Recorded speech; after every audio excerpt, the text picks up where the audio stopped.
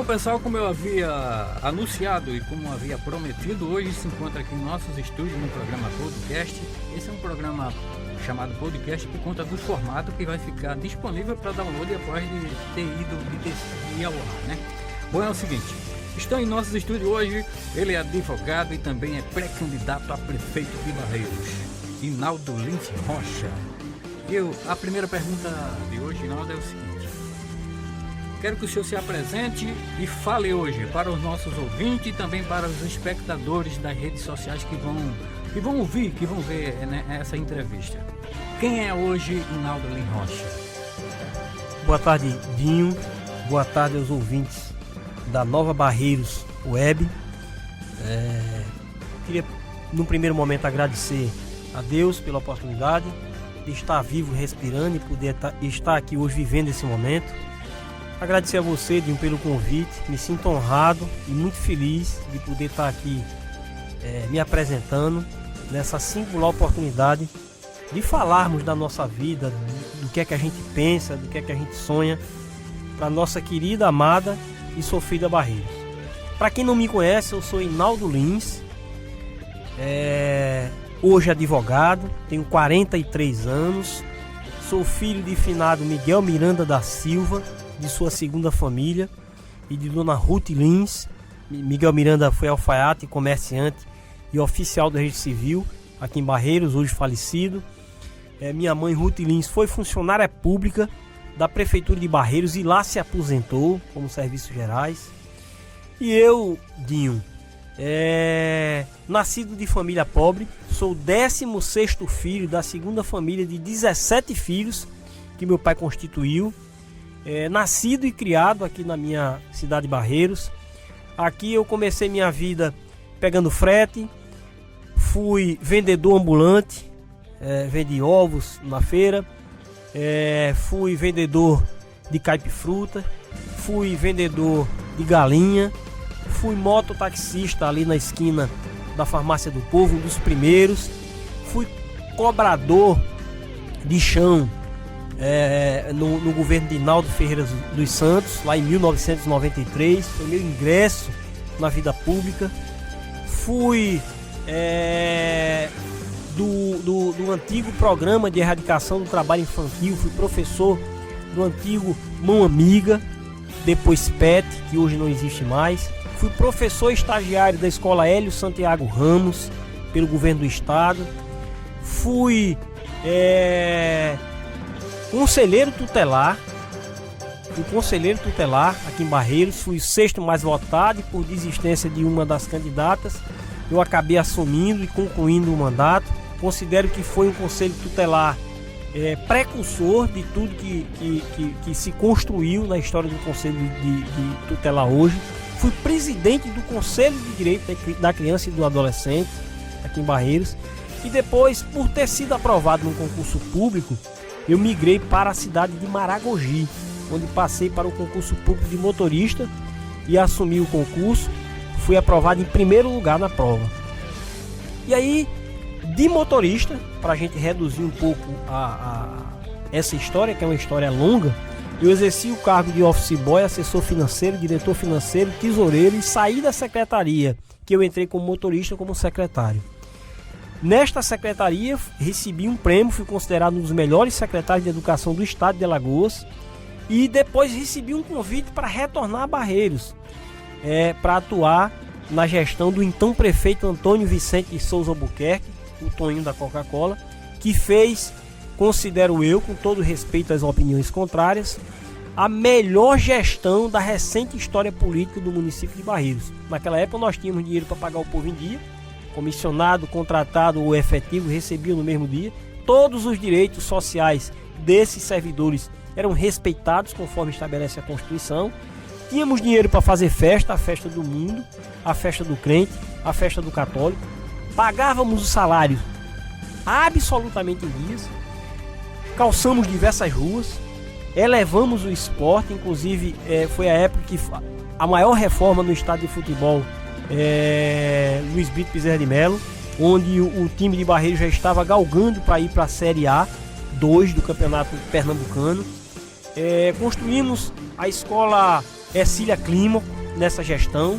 Já havia mais de 20 anos que não se construiu uma escola no município de Barreiros. De lá para cá ninguém construiu mais, salvo engano, não me lembro de terem construído uma nova escola em Barreiros.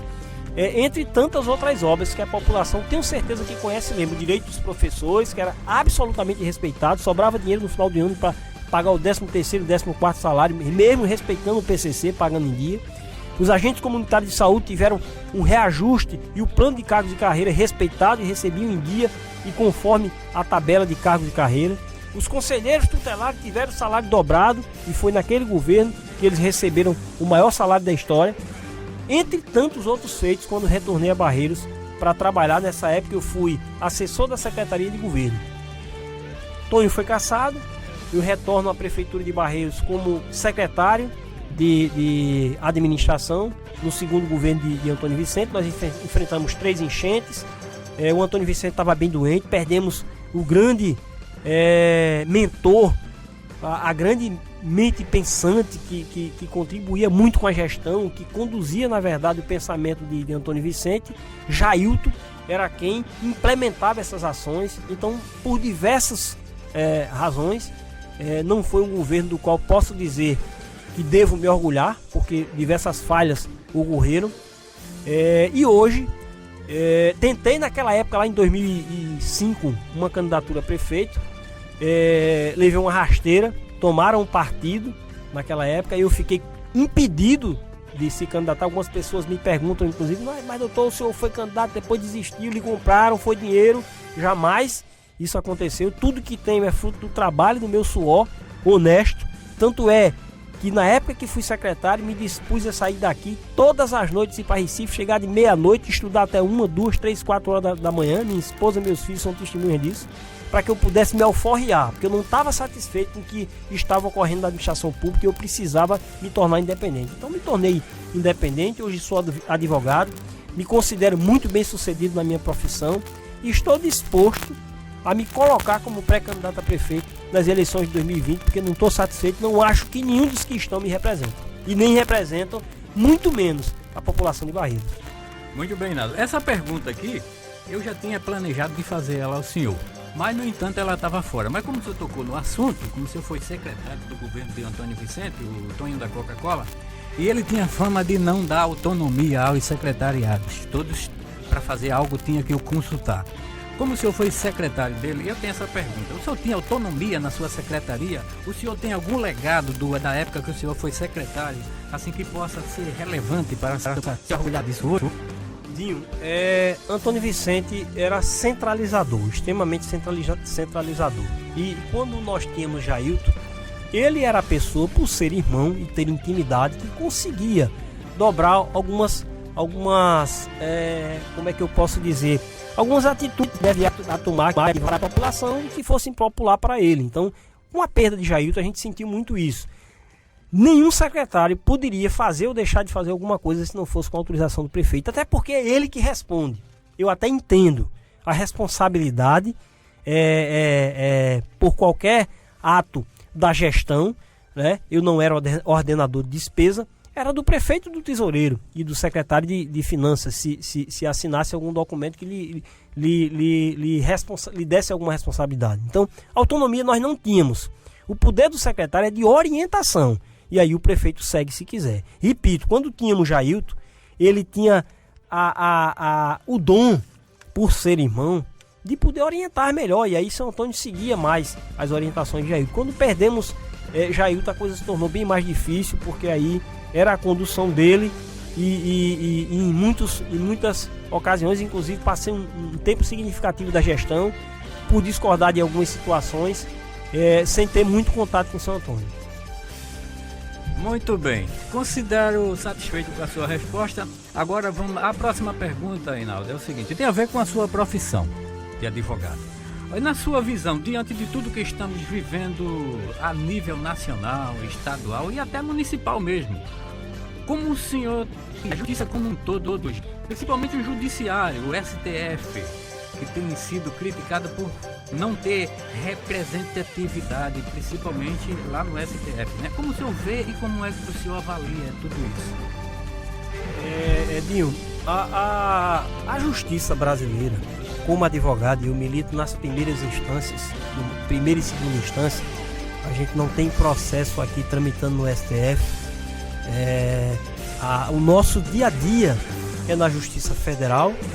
Eu atuo com ações que o INSS é réu, e aqui no município a gente atua no direito de família, atuamos no direito penal por um tempo, atuamos no direito empresarial, e na primeira instância eu considero que a justiça ela ainda continua sendo o lugar mais democrático que existe, primeira e segunda instância, porque ali o preto, o pobre, a mulher, o homem, a grávida, o desempregado, o empregado, ela tem o mesmo acesso que um advogado, um promotor, um juiz, um rico empresário tem, de estar diante do juiz, de ter um promotor, de ter um advogado, de ouvir e de ser ouvido. Então eu considero um lugar extremamente democrático, e que tem buscado em que pese a morosidade da justiça, que eu acho que esse é o grande problema, entregar a prestação jurisdicional em tempo para fazer justiça.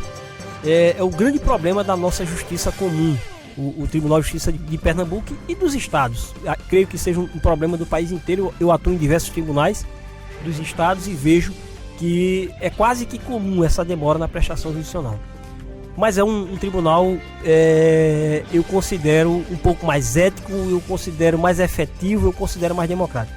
Já quando se trata do STF, aí considero que nós não temos muitos motivos para se sentir representado, como você muito bem disse. É uma corte que deveria guardar a Constituição, é a corte máxima do país, que defensora dos direitos e garantias individuais e sociais e coletivas, a guardiã da nossa Constituição. Entretanto, Dinho, há uma mácula, que é o que ocorre na política no país, que são as indicações.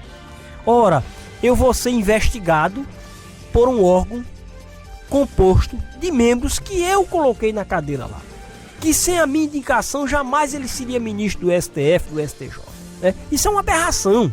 Então imagine que eu pudesse indicar o juiz que iria me julgar, que eu pudesse indicar o delegado que iria me inquirir, Então isso fere o princípio, flagrantemente o princípio da isonomia, que está lá sucumbido na Constituição Federal. Então, acho que já deveríamos ter mudado isso, temos evoluído muito. A democracia permite que a gente fale hoje, que a gente discute, que as pessoas critiquem, uma corte máxima do país, como nós temos visto. Alguns leões, dragões do STF que estão lá há anos, já deveriam ter saído, se aposentado, mas ainda inventaram aí a questão da toga, para permanecer mais um tempo lá. Mas a gente está evoluindo. Eu acredito que a solução para as cortes, especialmente para a corte máxima do país, era ser a mesma coisa que é em outros órgãos. Reputação ilibada, anos, a experiência comprovada em anos de magistratura e um concurso público. Se você fizer um comparativo, Dinho, para ser vigilante, que é uma função nobre, para ser merendeiro na escola, que é uma função nobre, exige-se hoje para o vigilante antecedentes criminais, não pode ter antecedentes criminais. Curso de tiro, tem que fazer o curso, se ficar reprovado, não pode ser vigilante para poder portar a arma. A documentação toda em dia. Então, e depois, se não for numa empresa privada, que ele vai ter que passar por uma seleção de empresa privada, se for numa empresa pública, vai ter que passar por um concurso público de provas e títulos. Então, para que eu seja ministro da Corte Suprema do país, basta apenas que eu seja afiliado a um partido político e que tenha alguém ali dentro que goste muito de mim, a quem eu deva muito favor, para que eu possa fazer. Eu acho que isso precisa mudar. Isso é uma grande verdade. A próxima pergunta é o seguinte: já não é novidade nenhuma que o senhor é um dos nomes a concorrer ao cargo de prefeito nas eleições do ano que vem, mas há quem diga que o senhor deveria primeiro se candidatar ao cargo de vereador e só depois então sair como prefeito. Como é que o senhor vê isso e qual a sua avaliação a respeito disso? E o que lhe faz motivar-se tanto a pleitear o cargo de prefeito nas eleições de 2020? Dinho, com todo respeito aos demais pré-candidatos, eu tenho o que nenhum tem. Eu tenho juventude, eu tenho experiência, porque cadeira de prefeito não é lugar de sentar para aprender. Nós temos experiências aí recentes de gestores que sentaram na cadeira para aprender e todo mundo já sabe o que deu, né? O que foi que ocorreu na gestão.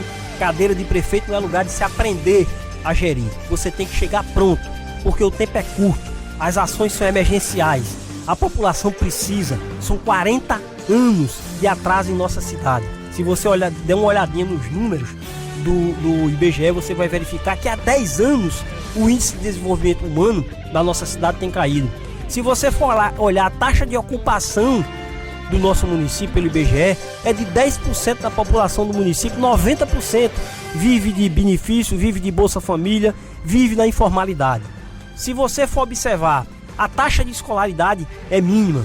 Se você for observar a renda mínima per capita do nosso município é de 1,7 salários mínimos por cidadão. Isso considerando os altos salários daquele que recebe esses altos salários. Quando você vai para a média, vai lá para baixo. A população de Barreiros pelo IBGE é considerada hoje a população de classe E.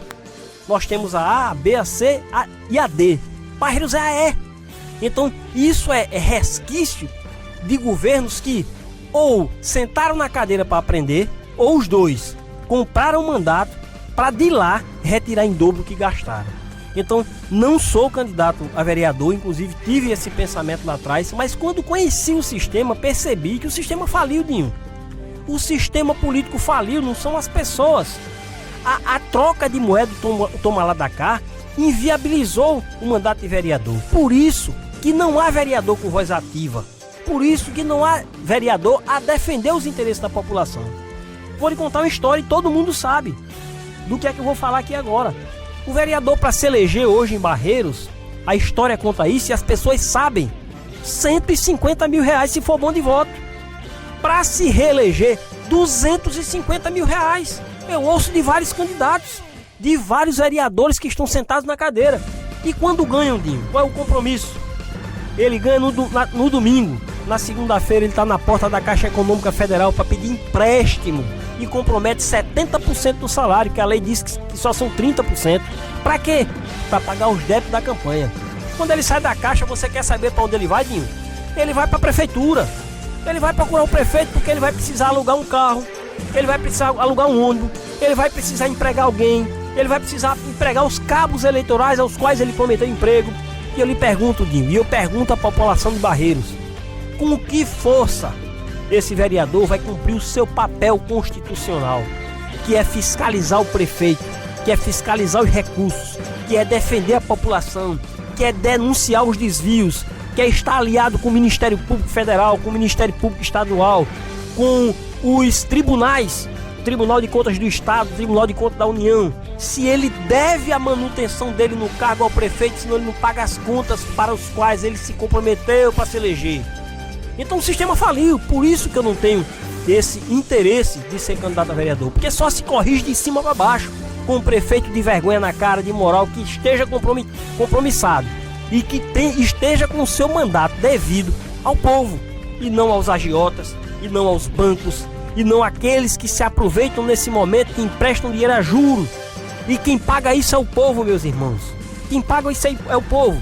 Então é por isso que eu não me candidatei, nem tenho intenção nenhuma, e não serei. A população brasileira pode me cobrar, barreirense pode me cobrar isso. Não serei candidato a vereador. Muito bem, isso também se deve à cultura, né, de só voto se me der alguma coisa e por aí vai. Bom, a próxima pergunta tem muito a ver, essa é bem aqui para nossa cidade mesmo, né?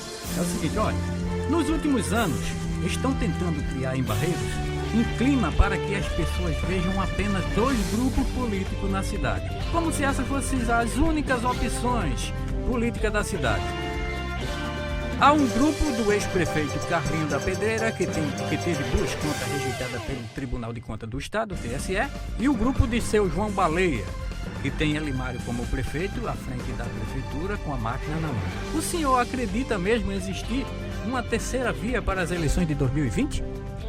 Você está diante dela, meu amigo, e a população barreirense também. Nós já somos uma terceira via. Eu tenho sentido nos olhos, no coração, no sentimento das pessoas quando me encontram nas ruas, o desejo de que a gente possa ir de encontro a esse sistema e que se possa eleger um homem que deva seu mandato ao povo, às pessoas, e que seja um empregado público O que acontece hoje no nosso município e em municípios circo vizinho, mas parece que no nosso município é pior do que em todo o litoral sul do estado de Pernambuco, litoral norte e Alagoas, porque não nos sobra nada, para o povo só sobra migalha, que é 50 conto, 100 conto no dia da eleição, um vale de combustível, uma cirurgia que deveria estar sendo fornecida de graça e com bom atendimento no hospital, só é o que sobra para essa população. Essas pessoas que estão no poder, eles têm interesse que esse sistema se mantenha. Eles querem nos nivelar. Todo mundo que for candidato nenhum presta, todo mundo é bandido, todo mundo é ladrão, e quem está ali candidato está querendo também roubar. Essa não é uma verdade, meus irmãos. Infelizmente, não é o político que se faz ladrão, é a população que faz o ladrão virar político. Porque se gasta, porque se investe e virou negócio.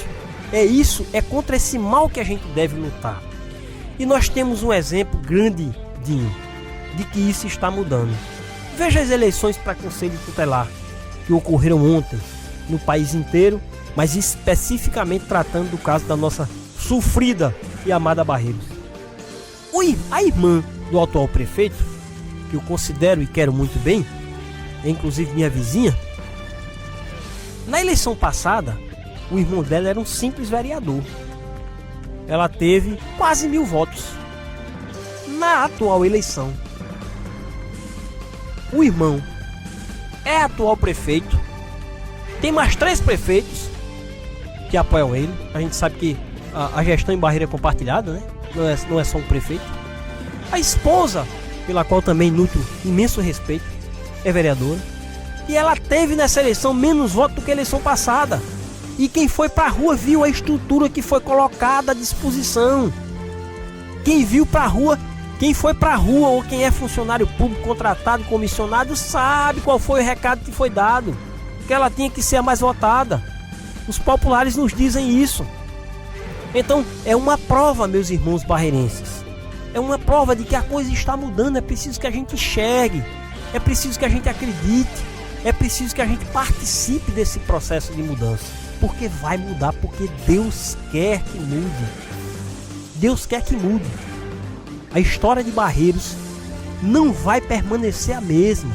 Nós precisamos entregar à população um empregado do povo, que é isso que o prefeito é. E não ser empregado de prefeito.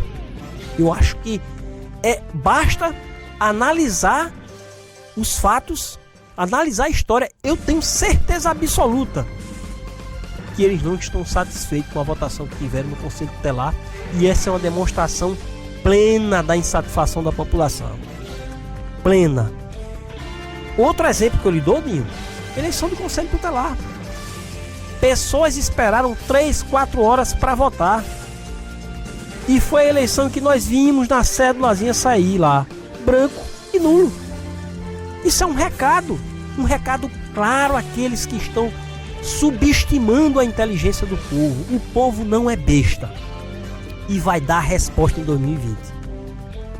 Muito bem, Naldo. É o seguinte, vamos a um pequeno intervalo comercial aos nossos anunciantes que nos mantêm funcionando. Daqui a pouquinho a gente volta no segundo bloco. A pergunta é sobre Barreiros também, sobre a situação econômica de Barreiros, e tem uma pergunta também sobre a nossa Casa Legislativa, a Câmara de Vereadores.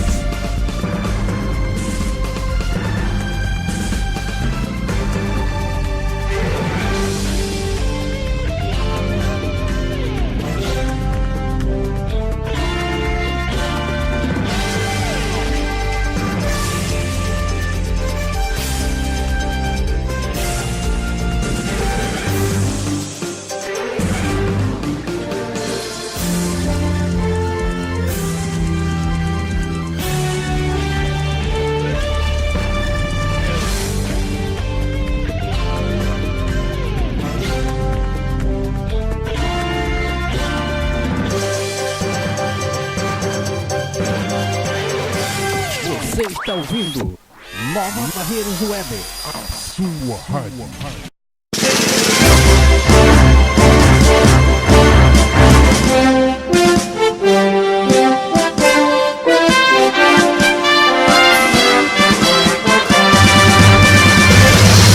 Bem, pessoal, estamos de volta aqui com o nosso segundo bloco no podcast da Nova Barreiros Web. Em nossos estúdios hoje, Rinaldo Slim Rocha.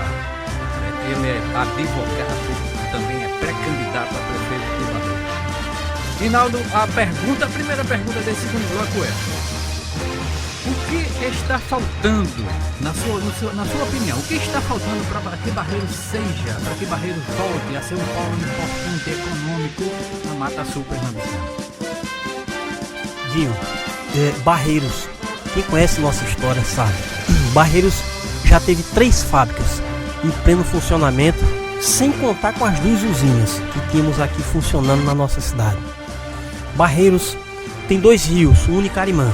78% das terras de Barreiros são agricultáveis. Barreiros possui Escola Técnica Federal, que hoje é IFPE, poucas cidades da região além de Palmares possuem. Barreiros possui Colégio de Feira, nenhuma cidade da região possui. Barreiros possui o maior corredor bancário da Mata Sul do estado de Pernambuco.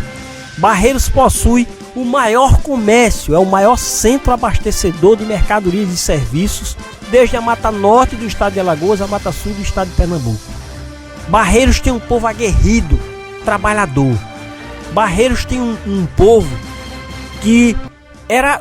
Na última enchente nós tivemos a maior comprovação disso, a enchente de 2010, que foi o maior desastre natural, se é que foi um desastre natural da história, em que eram as águas baixando e o povo voltando para a rua para limpar sua loja, passar uma mão de cal, lavar os produtos que estavam sujos e botar na rua para vender, e vendeu.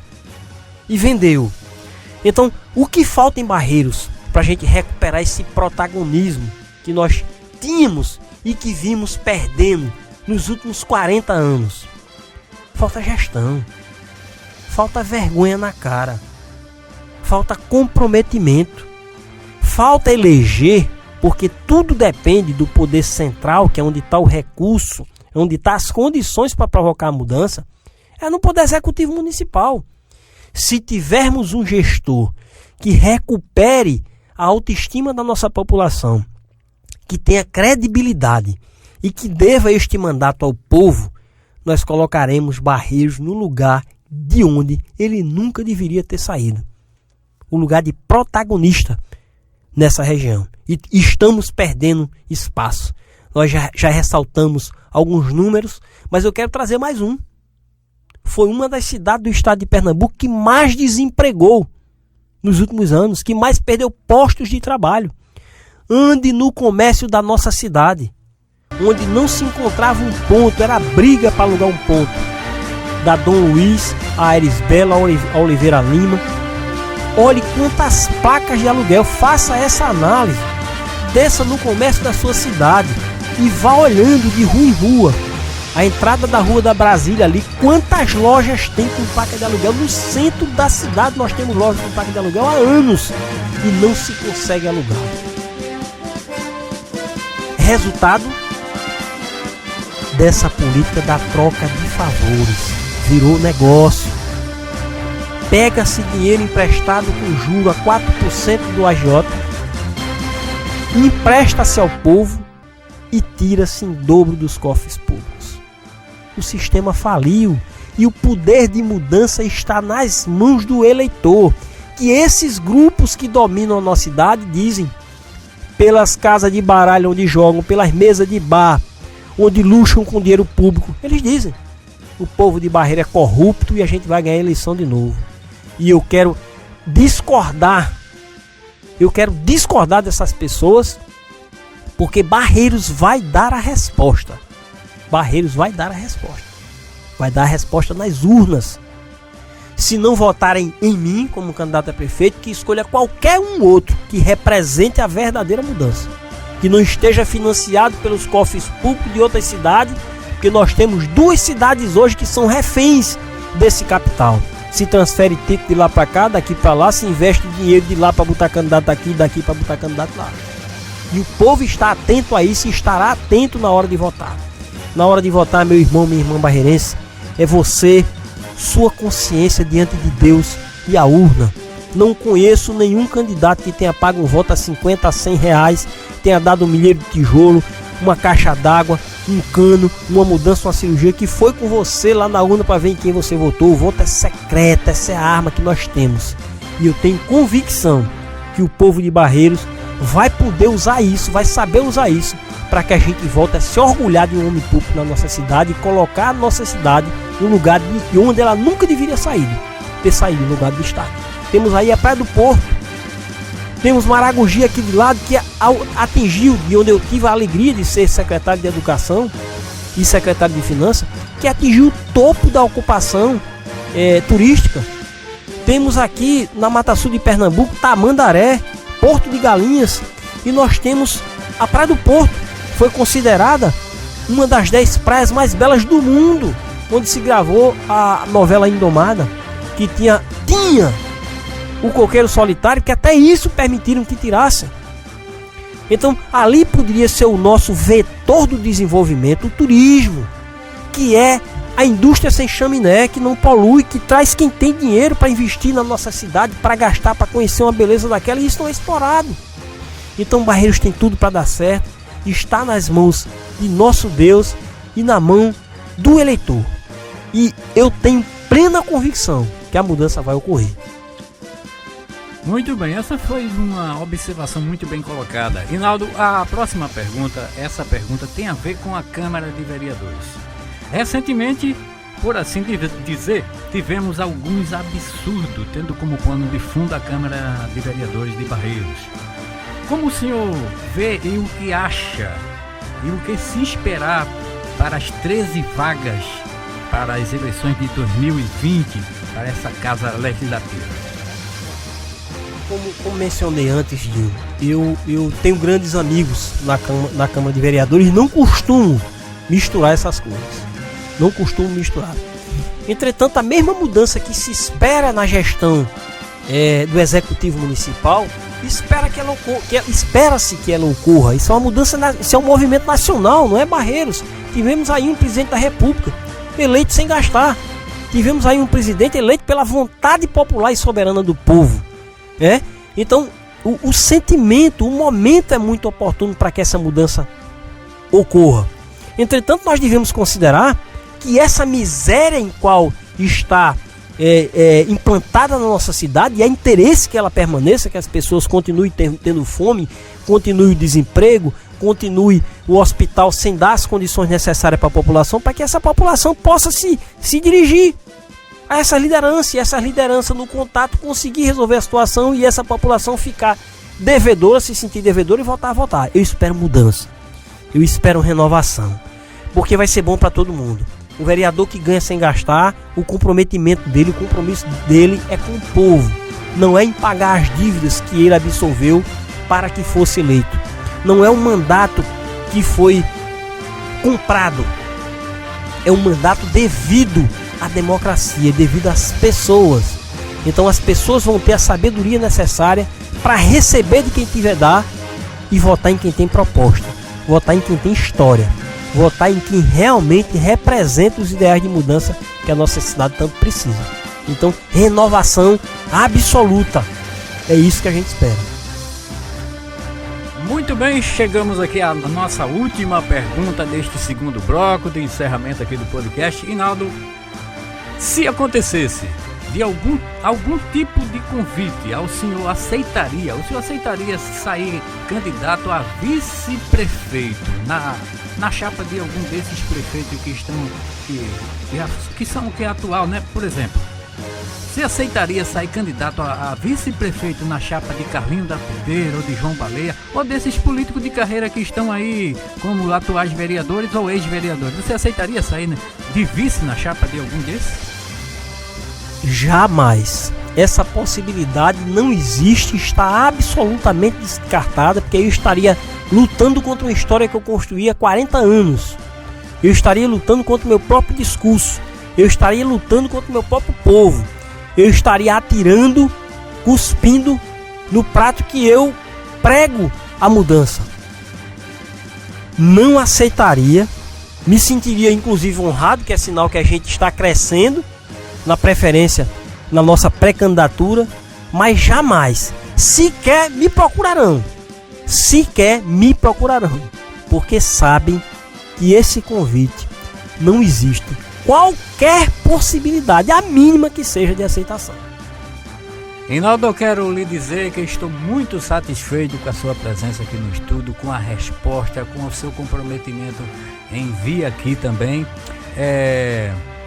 Eu acredito que os nossos ouvintes, os nossos espectadores que nos acompanham pelo canal do YouTube, pelo Facebook, pelos aplicativos de podcast, também estão satisfeitos com você, com as suas expressões aqui no podcast de hoje. E agora eu quero deixar o microfone à sua disposição para as suas considerações finais. Dinho, agradecer novamente a oportunidade, agradecer ao nosso Senhor Jesus Cristo, esse Deus maravilhoso que tem nos conduzido, nos dirigido, que tem nos mantido firmes nessa luta difícil, árdua. A gente sabe que não vai encontrar pela frente, já não estou encontrando pela frente facilidades. A gente sabe o quanto é difícil a gente convencer quem precisa a esperar um pouco mais, a acreditar que é possível a mudança. A gente sabe o quanto é imediata a necessidade desse povo que vem há anos sendo subordinado a segundo plano. A gente sabe que há uma descrença muito grande na classe política do país. A gente sabe que para sair à rua você precisa botar o combustível no carro, você precisa botar o crédito no telefone, você precisa ouvir do cidadão ali que quando você conversa diz uma proposta, quando você termina de conversar ele está passando fome, abre as portas de um armário e mostra que não tem o que comer, que o bujão de gás se acabou, e vai ter aquele candidato que vai ter essa condição do nosso dinheiro. Então o que nos resta é orar a Cristo e fazer a nossa parte. Eu não me considero o melhor, não me considero o mais preparado, não me considero o mais honesto, não me considero a solução está em Deus, mas eu vou fazer a minha parte, eu vou lutar, porque eu aprendi, e tudo que eu conquistei na minha vida não foi com omissão, foi com ação. Eu aprendi que a gente precisa fazer. As palavras do vento levam. A gente não nasceu nesse mundo para existir, a gente nasceu para ser, para fazer algo pelo nosso irmão, especialmente esses irmãos mais carentes, esse pessoal desempregado, os nossos irmãos da zona rural, que todo ano a gente vê o abandono nas estradas, a falta de emprego, de assistência técnica para mantê-los no seu lugar com dignidade, a falta de segurança pública. Mas quando chega as eleições a gente vê os caminhões passarem cheios de material de construção, descendo as estradas para fazer um muro, para botar uma porta, para botar uma bacia, para botar uma caixa d'água, para fazer uma reforminha na casa para ter um pouco mais de dignidade. E às vezes esses nossos irmãos se sentem na obrigação de gratidão, de devolver essas pessoas. E nós vamos levar essa mensagem. E esse dinheiro que estão te dando, essa ajuda que estão te dando, já era do teu bolso. Porque saiu da educação, saiu da saúde, saiu do hospital, saiu das estradas, saiu das pontes, saiu dos postes que estão apagados, saiu da violência que nos intimida, saiu do pagamento em dia dos funcionários que não recebendo em dia, não compram, e o nosso comércio não tem condições de crescer e contratar, enquanto eles vivem uma vida de luxo. Então nós vamos estar levando essa mensagem à população com muita fé em Deus, com muita retidão. Eu tenho muita confiança e a população barreirense vai poder contar, não vai poder dizer que é mais falta de opção. Estou muito feliz por tantas opções que estão surgindo aí, para as pessoas não ter que dizer assim, não, eu vou votar nesse mesmo porque não tem opção, é tudo igual. Então nessa eleição nós temos aí, já vi diversos candidatos que são opções para Barreiros, e nós vamos estar aí combatendo o bom combate, levando essa mensagem de esperança e de renovação para que a gente possa alforriar a nossa cidade de Barreiros. Muito obrigado, Reinaldo, que esteve presente aqui hoje no nosso estúdio, e o podcast volta na próxima segunda-feira, neste mesmo horário, aqui na Nova Barreiros Web. O programa vai ficar disponível para download nos principais aplicativos de podcast, também vai ficar à disposição no nosso canal oficial da rádio no YouTube, na nossa fanpage, também no Facebook e nos grupos do WhatsApp.